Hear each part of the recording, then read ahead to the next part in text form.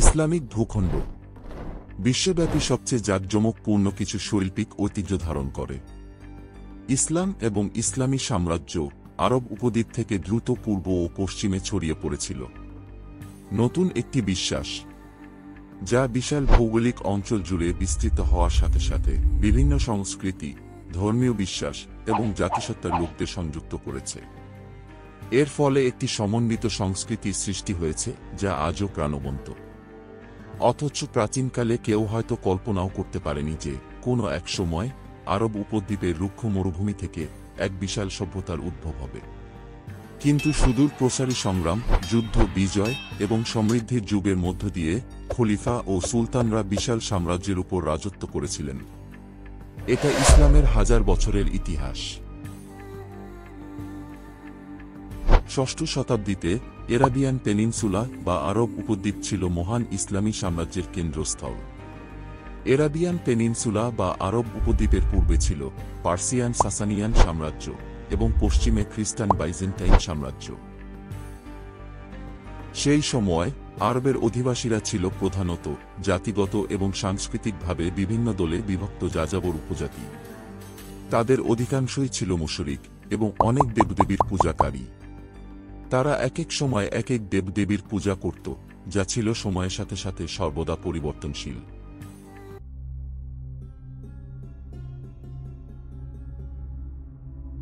ঠিক তখনই ৫৭০ খ্রিস্টাব্দের দিকে মক্কা শহরে হযরত মুহাম্মদ সাল্লাল্লাহু আলাইহি ওয়াসাল্লামের জন্ম হয়। হযরত মুহাম্মদ সাল্লাল্লাহু আলাইহি ওয়াসাল্লাম ছিলেন মানবজাতির কল্যাণের জন্য মহান আল্লাহর প্রেরিত সকল নবীদের মধ্যে সর্বশ্রেষ্ঠ এবং শেষ নবী। হযরত মুহাম্মদ সাল্লাল্লাহু আলাইহি ওয়াসাল্লাম আল্লাহর বাণীকে তার প্রকৃত রূপে ছড়িয়ে দিতে চেয়েছিলেন, যা মানব জাতির সত্যিকারের সত্তা, যার মূল কথা ছিল আল্লাহ মানব জাতিকে সৃষ্টি করেছেন তার ইবাদত করার জন্য।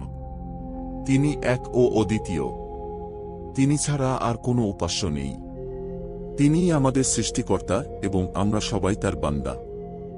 বহু বছর ধরে পবিত্র কোরআন মাজিদ বিভিন্ন খণ্ডে হযরত মুহাম্মদ সাল্লাল্লাহু আলাইহি ওয়াসাল্লামের মাধ্যমেই নাজিল হয়েছে এবং পরবর্তীতে তা ইসলামের কেন্দ্রীয় গ্রন্থ হিসেবে সংকলন করা হয়েছে।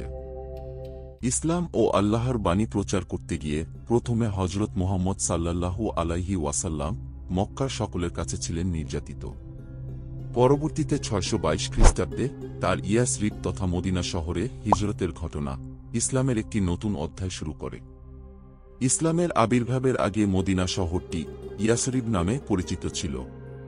হযরত মুহাম্মদ সাল্লাল্লাহু আলাইহি ওয়াসাল্লামের হিজরতের পর এই ইয়াসরিবের নাম পরিবর্তন করে মদিনাতুন নবী বা নবীর শহর নামে নতুন নামকরণ করা হয়। সংক্ষেপে বলা হয় মদিনা। আরবিতে বলা হয় মদিনা মুনাওয়ারা তথা আলোক শহর বা আলোকিত নগরী। ৬২২ খ্রিস্টাব্দে হযরত মুহাম্মদ সাল্লাল্লাহু আলাইহি ওয়াসাল্লামের মদিনায় হিজরতের ঘটনা ইসলামিক ক্যালেন্ডারের সূচনা করেছিল। তিনি ইসলামকে নতুন উদ্যমে প্রচার শুরু করেন এবং মুসলমানদেরকে সুসংগঠিত করেন।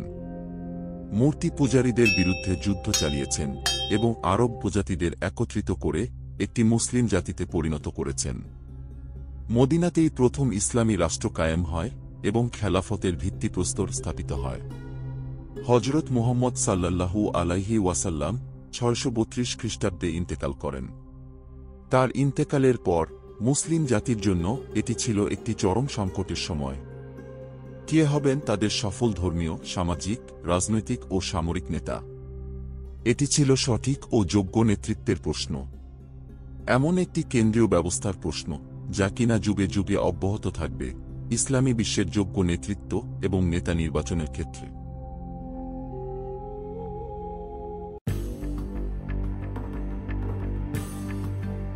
হযরত মুহাম্মদ সাল্লাল্লাহু আলাইহি ওয়াসাল্লামের উত্তরাধিকারীরা খলিফা উপাধি প্রতিষ্ঠা করেন, যার অর্থ উত্তরাধিকারী।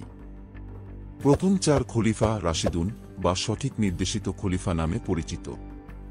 নবীর সাথে তাদের সম্পৃক্ততা এবং ব্যক্তিগত গুণাবলীর ভিত্তিতে তাদেরকে একে একে নির্বাচিত করা হয়েছিল।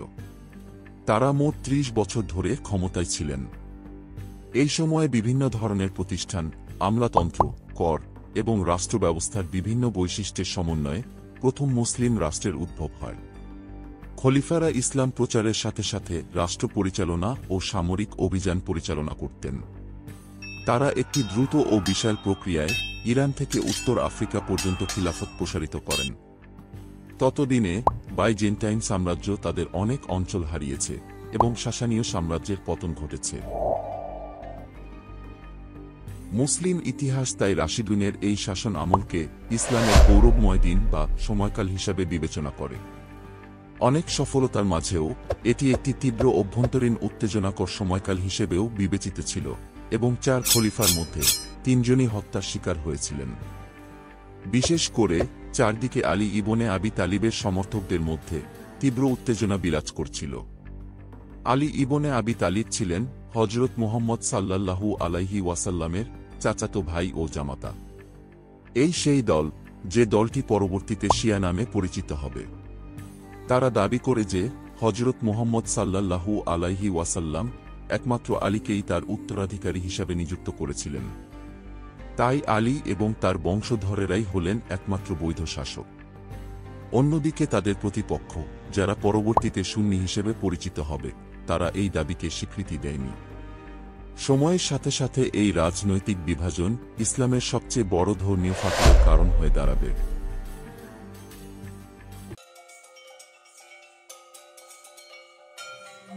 661 খ্রিস্টাব্দে সিরিয়ায় বসতি স্থাপনকারী আরব পরিবার উমাইয়া বংশ ক্ষমতায় আসে। উমাইয়ারা 90 বছর ইসলামী সাম্রাজ্যের শাসন ক্ষমতায় ছিল। এই সময় ইসলামী রাজধানী আরব উপদ্বীপ থেকে দামেস্কে স্থানান্তরিত হয়েছিল। নতুন শাসক ও কর্তৃত্ব একটি নতুন রাজনৈতিক ব্যবস্থা নিয়ে এসেছিল। উমাইয়া রাজবংশের শাসন আমলেই প্রথমবারের মতো খলিফা পদ পিতা থেকে পুত্রের কাছে চলে যায়। উমাইয়ারা ইসলামী বিশ্বের বিজয়ের দ্বিতীয় তরঙ্গের নেতৃত্ব দিয়েছিল। ইসলামের ইতিহাসে উমাইয়া আমলকে বলা হয় সম্প্রসারণের যুগ। তারা মধ্য এশিয়া থেকে আইবেরিয়ান উপদ্বীপ পর্যন্ত বিশাল ও বিস্তৃত সাম্রাজ্য প্রতিষ্ঠা করেছিল। কিন্তু 732 খ্রিস্টাব্দের তুরের যুদ্ধে ফ্রাঙ্কিশ বাহিনীর কাছে মুসলমানদের পরাজয় পশ্চিম ইউরোপে ইসলামের অগ্রযাত্রাকে বাধাগ্রস্ত করে। ইসলামী ইতিহাসে এই পরাজয় পশ্চিম ইউরোপে ইসলাম সম্প্রসারণ বাধাগ্রস্ত হওয়ার প্রধান কারণ হিসেবে চিহ্নিত। সেই সময় উমাইয়া রাজবংশের খলিফা আব্দুল মালিক প্রতিকূলতায় পরিপূর্ণ শাসন আমলে উমাইয়া খিলাফতের ভিত্তি সুসংহত করার জন্য অসাধারণ দক্ষতার সাথে আত্মনিয়োগ করেন। তিনি দামেস্কে ক্ষমতা কেন্দ্রীভূত করেন এবং বিশাল সাম্রাজ্যে নিজেদের উমাইয়া ও আরব পরিচয়কে শক্তিশালী করেছিলেন। এর প্রশাসনিক ব্যবস্থাকে শক্তিশালী করার পাশাপাশি প্রচুর নির্মাণ কাজ শুরু করেন, উল্লেখযোগ্যভাবে জেরুজালেমের ডোম অফ দ্য রক। উমাইয়াদের শাসন আমলে দামেস্ক শৌর্যবীর্য এবং গৌরবের চরম শিখরে আরোহণ করে। এত কিছুর পরেও সামাজিক ও রাজনৈতিক বিভাজন, বিদ্রোহ এবং গৃহযুদ্ধ উমাইয়া খিলাফতের জন্য বিরাট হুমকির কারণ হয়ে দাঁড়ায়। 680 খ্রিস্টাব্দে কারবালার যুদ্ধে উমাইয়ারা আলীর ছেলে হোসেনকে হত্যা করে, যা ছিল শিয়া মতাবলম্বীদের জন্য প্রচণ্ড শক্তিশালী আঘাত। অবশেষে 8ম শতাব্দীর মাঝামাঝি সময়ে উমাইয়া শাসক শক্তির বিভিন্ন বিরোধীরা একত্রিত হয়ে একটি সামরিক বাহিনীতে সংগঠিত হয়, যারা পরবর্তীতে উমাইয়া পরিবারকে নির্মমভাবে হত্যা করে। উমাইয়া খলিফাদের ক্ষমতাচ্যুত করার পর 750 খ্রিস্টাব্দে চরম রাজনৈতিক অস্থিরতা ও বিশৃঙ্খলার মধ্যে আব্বাসীয় রাজবংশ ক্ষমতায় অধিষ্ঠিত হয়। আব্বাসীয় খিলাফত ইসলামী খিলাফতগুলোর মধ্যে তৃতীয় খিলাফত। আব্বাসীয় বংশ কর্তৃক শাসিত এই খেলাফতের শাসকদের আব্বাসীয় খলিফা বলা হয়। আব্বাসীয়রা একটি সুন্নি আরব পরিবার, যারা হযরত মুহাম্মদ সাল্লাল্লাহু আলাইহি ওয়াসাল্লামের চাচা আব্বাস ইবনে আব্দুল মুত্তালিবের বংশধর এবং তারা তাদের এই বংশ পরিচয়ের জন্য গর্বিত ছিল। আব্বাসীয় খলিফাদের নেতৃত্ব 500 বছরেরও বেশি সময় ধরে চলে। 37 জন আমির উল মুমিনিন বা খলিফা আব্বাসীয় খিলাফত চালান। তাদের ক্ষমতায় আরোহণের পরপরই চীনা সাম্রাজ্যের বিরুদ্ধে তালাসের যুদ্ধে মুসলিম বাহিনী জয়লাভ করে। এই যুদ্ধে জয়ের পর থেকেই আব্বাসীয়রা পূর্ব দিকে সাম্রাজ্য বিস্তার বন্ধ করে দেয়। নিজেদের খেলাফতের ভিত্তি আরও সুদৃঢ় করার জন্য তারা পূর্বের উমাইয়া শাসকদের মতো সাম্রাজ্যের বিস্তারে বিশেষ জোর না দিয়ে বরং খেলাফতের অভ্যন্তরীণ কাঠামো ঢেলে সাজাতে শুরু করে। এই সময় ইসলামী সাম্রাজ্যের রাজধানী দামেস্ক থেকে সরিয়ে তাদের তৈরি করা একটি নতুন শহরে স্থানান্তরিত করা হয়, যার নাম বাগদাদ। আব্বাসীয় খিলাফতের রাজধানী বাগদাদ খুব দ্রুত বিশ্বের বৃহত্তম এবং সবচেয়ে সমৃদ্ধ শহর হিসেবে পরিচিত হয়ে ওঠে, পরিণত হয় জ্ঞান পিপাসুদের তীর্থস্থানে। কবি, লেখক, চিকিৎসক, দার্শনিক এবং জ্যোতির্বিজ্ঞানীদের জন্য বাগদাদ একটি উর্বর ভূমি হিসেবে কাজ করেছিল। গ্রিক এবং অন্যান্য ভাষার বৈজ্ঞানিক লেখাগুলি আরবি ভাষায় অনুবাদ করা হয়েছিল। শিল্প, সংস্কৃতি, বিজ্ঞান ও প্রযুক্তিতে আসে উল্লেখযোগ্য পরিবর্তন। এই কারণে আব্বাসীর যুগকে ইসলামী সভ্যতার স্বর্ণযুগ হিসেবে বিবেচনা করা হয়। আব্বাসীয় খলিফা হারুন আল রশিদ পৃথিবী বিখ্যাত অ্যারাবিয়ান নাইটস নামে পরিচিত গল্পের লেখকদের পৃষ্ঠপোষক হিসেবেও কাজ করেছিলেন। পশ্চিমে পশ্চিম ইউরোপ বা ফ্রাঙ্কিশ সাম্রাজ্যের সম্রাট শার্লেমাইনের সাথে কূটনৈতিক সম্পর্ক বজায় রেখেছিলেন। এমনকি ইউরোপে একটি হাতি পাঠিয়েছিলেন, যা সেই সময় ফ্রাঙ্কিশ রাজ্যে উত্তেজনা সৃষ্টি করেছিল। কিন্তু এত উন্নতি সত্ত্বেও আব্বাসীয়দের সোনালী সময় দীর্ঘস্থায়ী হয়নি। খলিফা হারুনুর রশিদের পরবর্তী শাসনামলে নবম শতাব্দীর মাঝামাঝি থেকে বাগদাদের আব্বাসীয়রা সমগ্র সাম্রাজ্যের নিয়ন্ত্রণ হারিয়ে ফেলে। বিভিন্ন অঞ্চলে গড়ে ওঠে ছোট ছোট স্বাধীন অঞ্চল। বিশাল সাম্রাজ্য জুড়ে ছড়িয়ে থাকা স্থানীয়ভাবে প্রভাবশালী ছোট ছোট অন্যান্য মুসলিম রাজবংশগুলি ক্ষমতাধর হতে থাকে এবং সাম্রাজ্যের বিস্তীর্ণ অঞ্চল দখল করে নেয়। ধীরে ধীরে আব্বাসীয় খলিফা রাজনৈতিক ও সামরিক শক্তি হারাতে থাকেন এবং নিছক একজন ব্যক্তিত্বে পরিণত হন। নবম শতাব্দীর শেষের দিকে এসে একসময়ের মুসলিম বিশ্বের সর্বোচ্চ ধর্মীয় ও রাজনৈতিক নেতা আব্বাসীয় খলিফার পদটি কার্যত ক্ষমতাহীন হয়ে পড়ে। উপরন্তু খিলাফতে আরবদের একছত্র আধিপত্য দুর্বল হয়ে পড়ে। পারস্য এবং তুর্কি উপাদানগুলি ধীরে ধীরে প্রভাব বিস্তার ও প্রাধান্য লাভ করার কারণে ইসলামিক কাহিনী ও সংস্কৃতি শুধুমাত্র আরবদের মধ্যে কেন্দ্রীভূত না থেকে একটি বহুজাতিক সংস্কৃতিতে পরিণত হয়।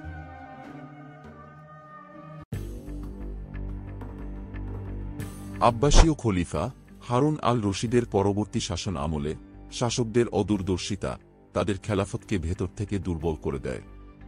ঢালাওভাবে শুরু হয় ক্ষমতা বিকেন্দ্রীকরণ, বিভিন্ন অঞ্চলে গড়ে ওঠে ছোট ছোট স্বাধীন অঞ্চল।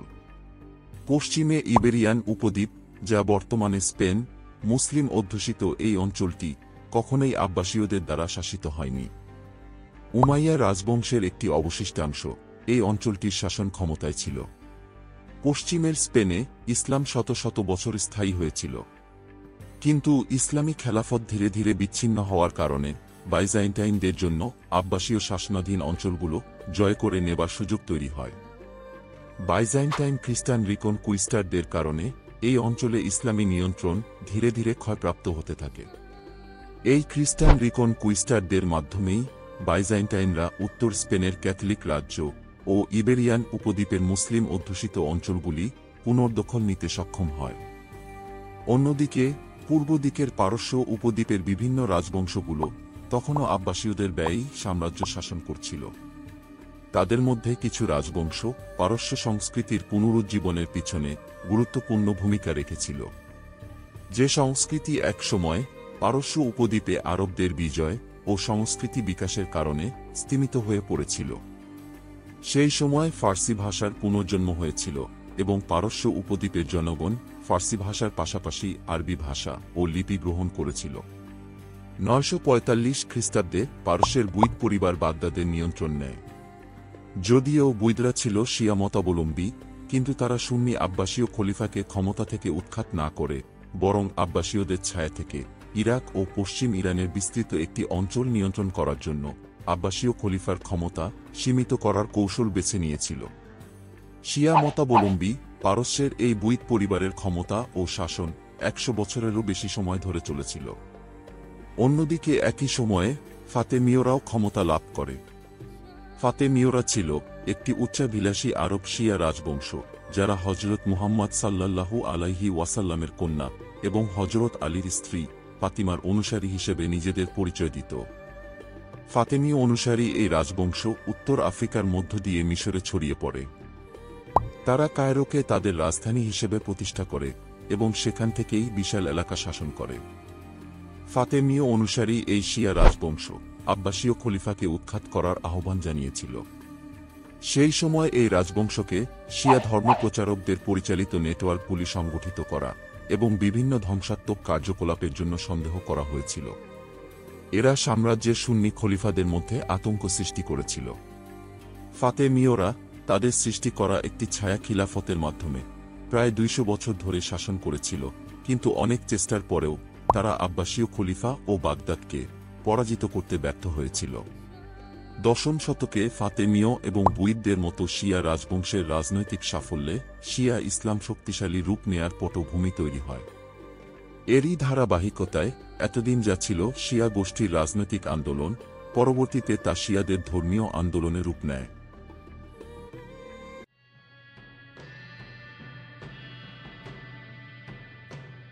দশম ও একাদশ শতাব্দীতে ধর্মীয়, রাজনৈতিক এবং জলবায়ু সংক্রান্ত চ্যালেঞ্জগুলি মধ্য এশিয়ার উপদ্বীপগুলিকেও নাড়া দিয়েছিল, যা তুর্কি যাযাবর উপজাতিদের মধ্যকার অভ্যন্তরীণ আন্দোলনকেও আলোড়িত করেছিল। তুর্কিরা ছিল মূলত মধ্য এশিয়ার যাযাবর উপজাতি, যাদের অর্থনৈতিক কর্মকাণ্ড প্রধানত ঘোড়া এবং অন্যান্য পশুর উপর নির্ভরশীল ছিল। এছাড়াও তুর্কিরা ছিল দক্ষ যোদ্ধা এবং চমৎকার পাহাড়ি তীরন্দাজ।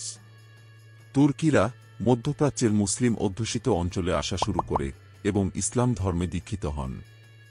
তুর্কিরা সুন্নি ইসলামে দীক্ষিত হওয়া এবং ধীরে ধীরে রাজনৈতিকভাবে প্রভাব বিস্তার ও ক্রমেই শক্তিশালী হয়ে ওঠার কারণে মধ্যপ্রাচ্যে তুর্কিদের আসার প্রক্রিয়াটি বহুগুণে বেড়ে গিয়েছিল। 1055 খ্রিস্টাব্দে সেলজুক নামের একটি সুন্নি তুর্কি পরিবার বাগদাদের নিয়ন্ত্রণ নেয় এবং শিয়া মতাবলম্বী বুইদদের ক্ষমতা থেকে সরিয়ে দেয়। বুইদদের অত্যাচার ও দুর্নীতিতে আব্বাসীয় খলিফা অতিষ্ঠ হয়ে উঠেছিলেন। সেলজুকদের মিত্রতা তাদেরকে এই সমস্যা থেকে মুক্ত করে। সেলজুকরা খলিফা উপাধির পরিবর্তে সুলতান উপাধি গ্রহণ করেছিল, যা আগামী শতাব্দীর জন্য মধ্যপ্রাচ্যে কেন্দ্রীয় ব্যবস্থা হিসেবে বজায় থাকবে। গ্রেট সেলজুকরা একটি বিস্তৃত সাম্রাজ্যের উপর শাসন করেছিল। শিয়া মতাবলম্বী বুইদ শাসকদের মতো সেলজুকরাও আব্বাসীয় খলিফাকে পদচ্যুত করেনি, কিন্তু তাকে নিয়ন্ত্রণ করেছিল। প্রকৃতপক্ষে সেলজুকরা শিয়া মতাবলম্বী ফাতেমীয় এবং বুইদদের হুমকির বিরুদ্ধে আব্বাসীয়দের রক্ষা করেছিল এবং সুন্নি ইসলামের রক্ষা কবচ হয়ে উঠেছিল। আব্বাসীয় খলিফা এবং সুন্নি ইসলামের একচেটিয়া প্রভাব বিস্তারের প্রধান কারণ হিসেবে ইসলামী ইতিহাসে সেলজুকদের এই ভূমিকা গুরুত্বপূর্ণ স্থান দখল করে আছে। 1071 খ্রিস্টাব্দে মানজিকার্টের যুদ্ধে সেলজুক সালতানাতের সুলতান আল্প আরসালান মাত্র 15,000 সৈন্য নিয়ে 2 লক্ষাধিক যোদ্ধার সুসজ্জিত বাইজেন্টাইন বাহিনীকে পরাজিত করেন। এই যুদ্ধজয়ের মাধ্যমেই সেলজুকরা নতুন পরাশক্তি হিসেবে বিশ্বের বুকে আত্মপ্রকাশ করে। কোণঠাসা হয়ে পড়ে বাইজেন্টাইন সাম্রাজ্য। সেই সাথে প্রথমবারের মতো খ্রিস্টান অধ্যুষিত আনাতোলিয়ায় প্রবেশ করে তুর্কিরা এবং আনাতোলিয়া অঞ্চল তুর্কি উপজাতিদের জন্য উন্মুক্ত করা হয়েছিল। পরবর্তী শতাব্দীতে গ্রিক খ্রিস্টান আনাতোলিয়া সাম্রাজ্য তুর্কি মুসলিম ভূমিতে রূপান্তরিত হয়। এই অঞ্চলের সবচেয়ে বিশিষ্ট রাজনৈতিক শক্তি ছিল সেলজুকের একটি শাখা রুমের সালতানাতের। আধুনিক তুরস্কের ভিত্তিভূমি এভাবেই গঠিত হয়েছিল।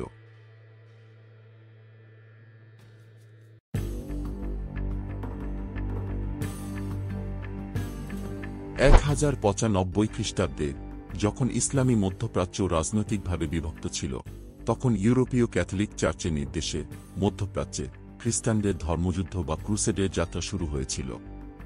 তাদের ঘোষিত লক্ষ্য ছিল মুসলিমদের হাত থেকে তাদের পবিত্র স্থানগুলোকে মুক্ত করা। 1099 খ্রিস্টাব্দের 15 জুলাই ইউরোপীয় খ্রিস্টান ক্রুসেড বাহিনী জেরুজালেম দখল করে নেয়। জেরুজালেমের নিয়ন্ত্রণ নেয়ার পর ইউরোপীয় খ্রিস্টানরা মধ্যপ্রাচ্যে ভূমধ্যসাগরের তীরে বেশ কয়েকটি রাষ্ট্র প্রতিষ্ঠা করে। মধ্যপ্রাচ্যে ক্রুসেডের উপস্থিতি 200 বছর ধরে চলেছিল। এই সময়কালে মুসলমানরা তাদের নতুন প্রতিবেশীদেরকে একটি অনগ্রসর ও নিকৃষ্ট সভ্যতার প্রতিনিধি হিসাবে দেখত। 1200 শতকে একটি সুন্নি কুর্দি পরিবারের একজন সদস্য অত্যন্ত গুরুত্বপূর্ণ ও প্রভাবশালী হয়ে ওঠে, যার নাম সালাদিন। সালাদিন একজন ক্যারিশম্যাটিক নেতা ছিলেন। তিনি মিশর ও সিরিয়া শাসনকারী ফাতিমীয় শিয়া অনুসারীদের উচ্ছেদ করেছিলেন এবং আইয়ুবিদ রাজবংশ প্রতিষ্ঠা করেছিলেন। সালাদিন ক্রুসেডারদের সাথে যুদ্ধ করেন। 1187 খ্রিস্টাব্দে হাতিনের যুদ্ধে ক্রুসেড বাহিনীকে পরাজিত করেন এবং জেরুজালেমকে খ্রিস্টানদের হাত থেকে মুক্ত করেন। হাতিনের যুদ্ধে মুসলিম বাহিনীর আঘাতে ক্রুসেড বাহিনী গুরুতরভাবে ক্ষতিগ্রস্ত হয়েছিল, কিন্তু এই আঘাত ক্রুসেডদেরকে সম্পূর্ণ নির্মূল করার মতো ছিল না। ক্রুসেডরা আরও 100 বছর বেঁচে থাকবে। ইতিমধ্যে তুর্কি সেলজুক রাজ্যের পতন ঘটে। একটি নতুন আঞ্চলিক শক্তি গঠনের ভিত্তি স্থাপিত হয়, যার নাম তুর্কি খোয়ারিজম সাম্রাজ্য।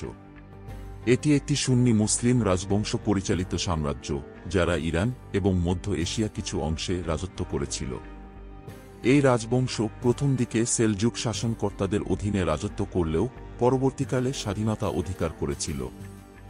1220 খ্রিস্টাব্দে মঙ্গোল বাহিনী কর্তৃক খোয়ারিজমের পতনের পূর্ব পর্যন্ত এই বংশের ক্ষমতা বহাল ছিল।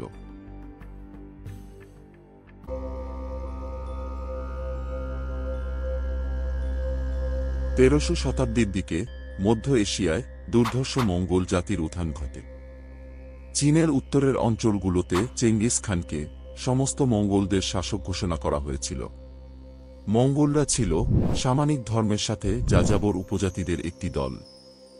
এছাড়াও তারা ছিল দুর্ধর্ষ ঘোড়া সওয়ার ও যোদ্ধা জাতি এবং পশ্চিমে তুর্কিদের মতো তীরন্দাজ হিসাবে কিংবদন্তি। চেঙ্গিস খানের নেতৃত্বে মঙ্গোলরা উন্মত্ত জোয়ারের মতো আছড়ে পড়েছিল ইসলামী সভ্যতার বুকে। সেই সময়ের অনেক আলেম মঙ্গোলদের বাইবেল ও কোরআনে বর্ণিত ইয়াজুজ মাজুজ জাতি মনে করেছিলেন। কয়েক দশকের মধ্যে চেঙ্গিস খান এবং তার বংশধরদের অধীনে মঙ্গোল সাম্রাজ্য মানব ইতিহাসের বৃহত্তম স্থল সাম্রাজ্যে পরিণত হয়। মঙ্গোলদের এই সময়কাল ছিল অপরাজেয়, নিষ্ঠুর এবং নির্দয়। একটি অবাঞ্ছিত পদক্ষেপে খোয়ারাজমিয়ান সাম্রাজ্যের মুসলিম শাসকরা মঙ্গোল বণিকদের হত্যা করেছিল। পরবর্তীতে মঙ্গোলরা রক্তস্নাত যুদ্ধের মাধ্যমে খোয়ারাজমিয়ান সাম্রাজ্যের অবসান ঘটায়।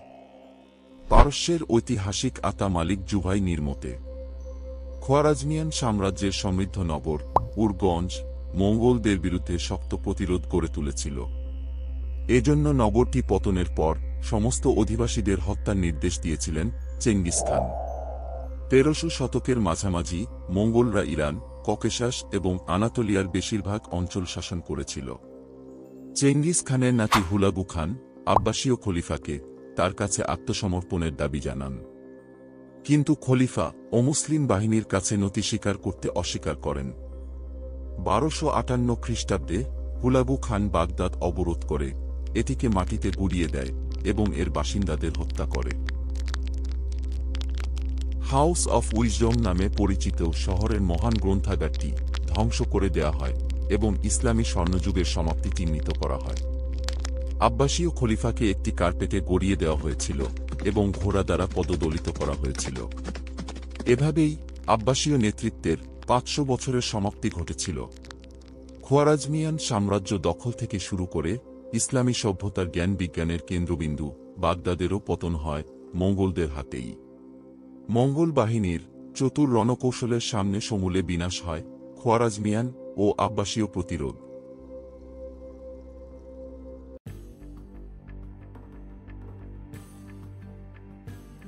খোয়ারাজমিয়ান ও আব্বাসীয় সাম্রাজ্য দখলের পর হুলাগু খানের নেতৃত্বে মঙ্গোল বাহিনী মিশরের দিকে অগ্রসর হয় এবং সালাদিনের আইয়ুবী রাজবংশকে উৎখাত করে।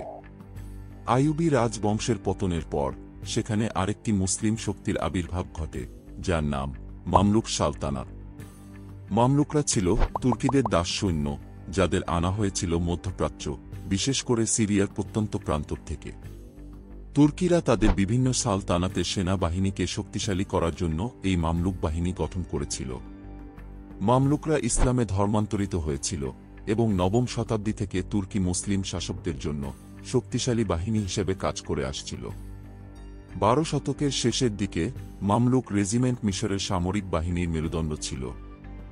1300 শতকের প্রথম দিকে ফাতেমীয়দের পরাজিত ও উৎখাতের মাধ্যমে আইয়ুবিদ রাজবংশের শাসন শুরু হয়েছিল।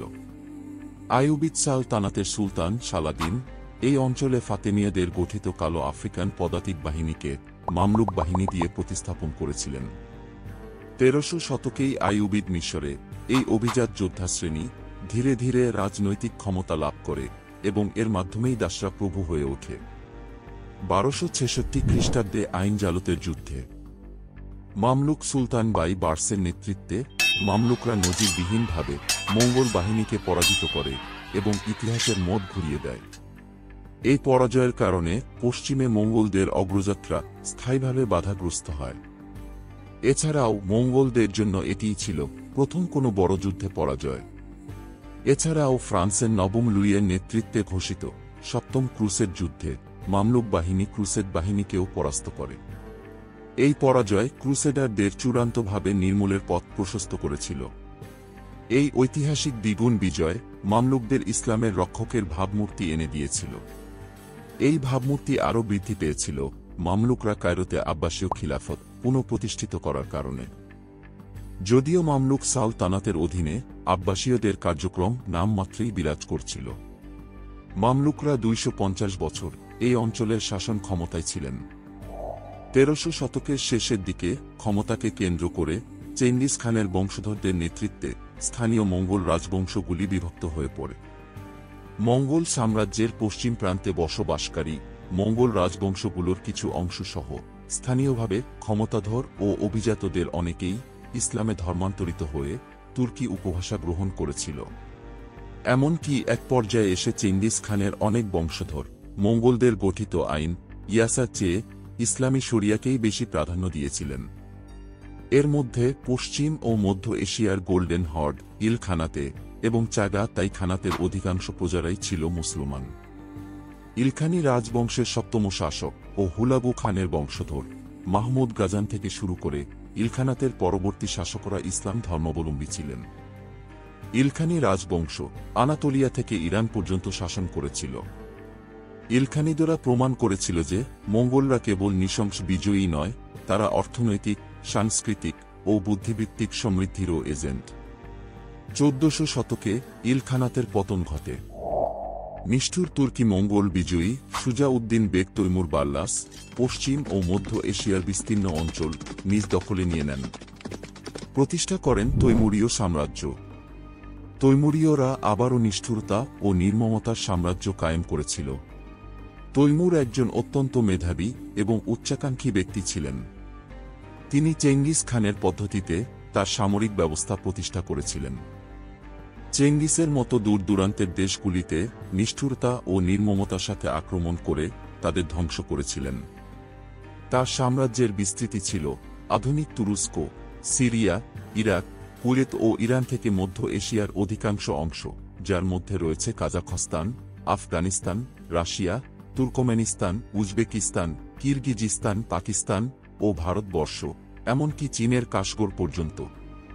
15 শতকের শেষ পর্যন্ত তৈমুরীয় সাম্রাজ্য কোনো না কোনো আকারে টিকে ছিল।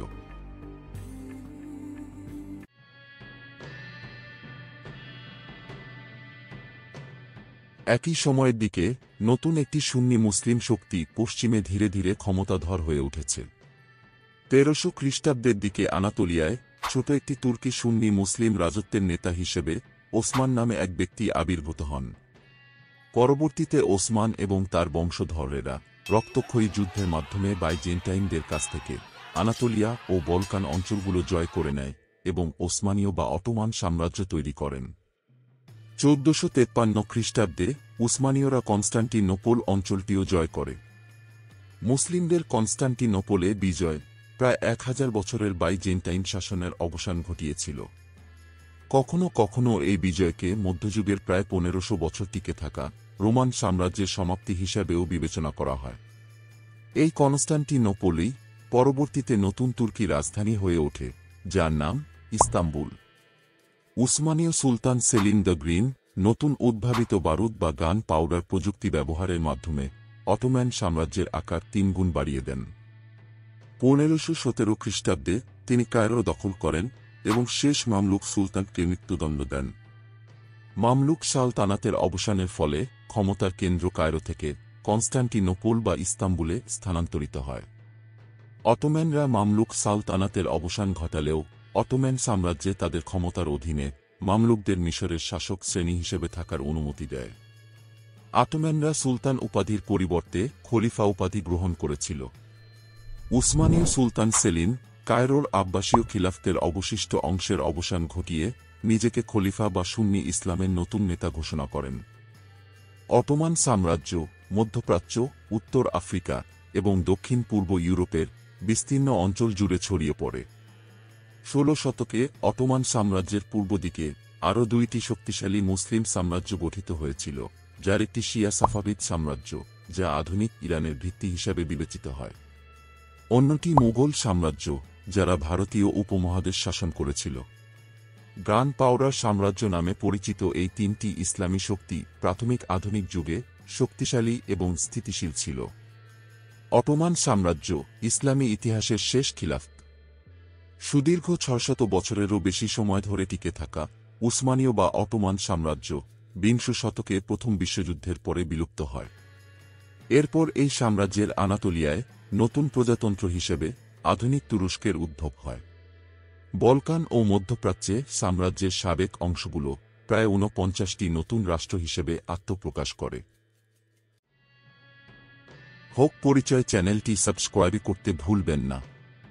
আপনার সাবস্ক্রিপশন আমাদের উৎসাহিত করে, লাইক ও কমেন্টস আরও ভালো কাজের অনুপ্রেরণা যোগায়।